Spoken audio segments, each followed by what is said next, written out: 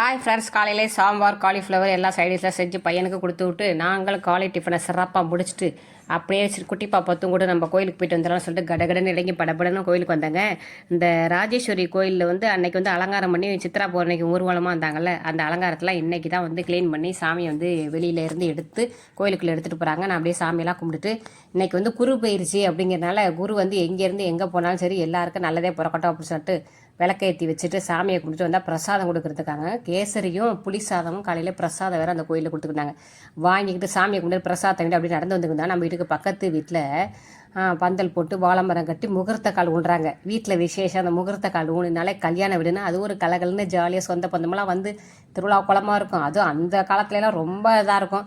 இப்போ கொஞ்சம் குறுகிருச்சு, இருந்தாலும் பார்க்குறதுக்கு நல்லா ஜாலியாக இருந்துச்சு. அப்படியே பார்த்துட்டு வந்தாச்சு, பிரசாதத்தை எடுத்துக்கிட்டு வீட்டுக்குள்ளே வந்தாச்சு, வாயில் போட்டாச்சு. நீங்களும் கொஞ்சம் எல்லோரும் பிரசாதத்தை எடுத்துங்க.